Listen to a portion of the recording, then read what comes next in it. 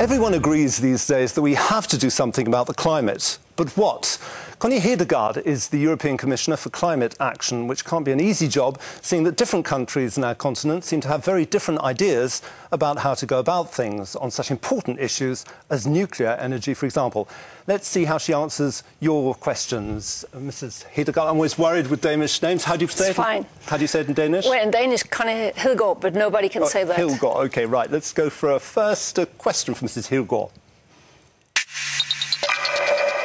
Buongiorno, signora commissaria. Sono Cristina Piffer, italiana. Hello, my name is Cristina. I'm Italian, and in the name of all Italians, I'd like to ask you, what are the EU's concrete measures to fight global warming and daily pollution? Thank you. Che viviamo tutti I giorni. Grazie. I told you, basic questions, quick answer. I think that what Europe can do is to prove to the world you can have growth, but then at the same time you can have less energy consumption. We have done that with our cars, we have done that with energy efficiency in our houses, in the way we live our life. We are actually one of the most energy efficient economies of the world. So I think that we are setting an example, but we should do even more to continue to set a good example. OK, well, let's go into more details now with another question. Madame Hedegaard. Hello, my name is Mohamed Agar and I'm from Belgium. J'avais une petite question à vous poser sur les quotas CO2. I just have a question on carbon dioxide quotas. In just the last few days, both China and America have refused to apply them. Are you going to bow to their wills or force their airlines to pay CO2 quotas? Thank you. Pour l'aviation commerciale. Je vous remercie.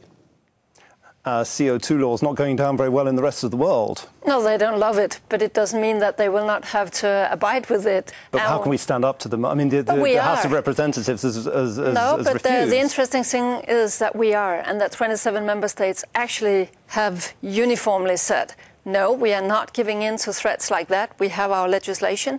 It's only fair that also me, when I travel with a plane, that I pay for the pollution that I cause. So it makes a lot of sense, environmentally speaking, climate speaking, and we are standing firm. And now the law has actually entered into force. Of course, we have good dialogues also with the Chinese and the Americans. But it doesn't sound like it. Yeah, but we actually do have, because we have a provision in our law saying if you do something similar, fine with us. We're not dictating you what to do. We just lost patience in not getting the international regulation of this area as we needed, and therefore Europe took the first steps. But let's see. The court recently was very much in our favor, and I think that other states start to realize it was not just a crazy idea. It's actually the European law, and of course they have to abide with that. OK, let's go to another question. Hello, my name is Joris ten Blanke and I'm with Greenpeace. Europeans are currently spending billions of euros on expensive fossil fuels, and the carbon prices are at record lows. Commissioner, what would you propose to do to strengthen Europe's carbon market and to enhance investments in green technologies to decrease the dependence on fossil fuels in Europe? It's very clear that last year we paid 315 billion euros in Europe for imported oil, only for the oil bill. So I agree very much that we should have our oil consumption, energy consumption going down. But it's not going to be very easy with the current situation with Iran. There are two ways, yes, but there are two ways that we could actually do what is asked for here. We could increase our targets. We know how difficult it is, but through energy efficiency now we are trying to improve the European effort. And then also we could try to make a shortage of allowances. It's one of the things that the Commission has early on proposed, and we are considering how to make the carbon markets work even better. So which new targets? That is the whole discussion. Should we step up from 20 to 30? Or maybe, as we suggested last year, if only Europe took their own energy efficiency targets seriously, then we would actually also reduce CO2 in the proportion of 25% before 2020, only by being more energy efficient. And the good thing about energy efficiency is it could also create jobs now when we need it in Europe. Retrofitting buildings, energy systems like that, create jobs that cannot be outsourced. OK, let's go to another question. Bonjour, je m'appelle Caroline. Je suis Hello, française. my name's Caroline and I'm French. I've heard that in 2020 Germany will abolish all of its nuclear power stations. Yet in France there's a project to build more. What does the Commissioner think about a Europe-wide nuclear policy? Qu'est-ce que vous pensez d'une politique à l'échelle européenne sur la question du nucléaire? Merci. This is the nuclear question, in fact, because France and Germany, the great axis of Europe, don't agree on nuclear issues. What is the European policy?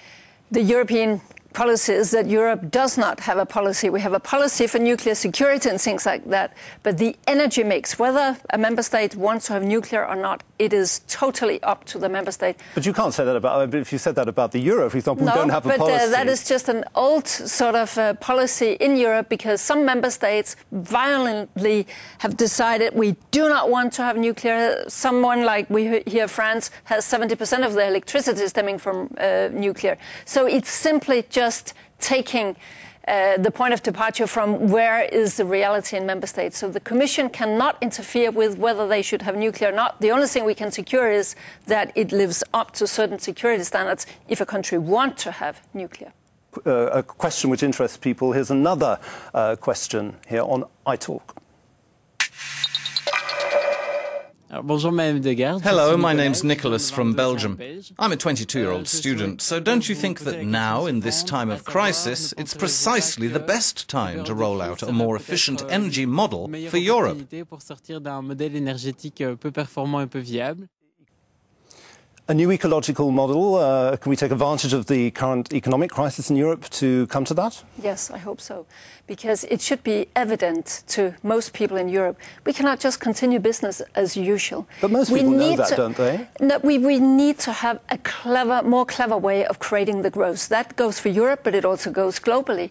I mean, with 9 billion people on planet Earth, when my children will be my age, I think most people can understand if we're going to accommodate all these people with food and water and clean air and commodities and what have we, then we must learn how to do more with less. So I think it's the whole way we measure growth, the whole way we think growth, that we have to change into a much more sustainable model. OK, you're ready for one final question on iTalk.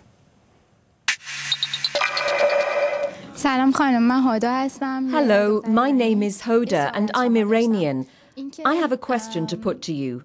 Scientists tell us that we should be wary of the level of carbon dioxide in the air, while politicians say not to worry about it. What's the truth behind it all? It's true, there seems to be often a contradiction about what we hear. For example, should we turn our televisions off if we go out for half an hour? Should we leave them on? I really, for example, never know what to do. I panic. I don't know what to do. Who do we believe?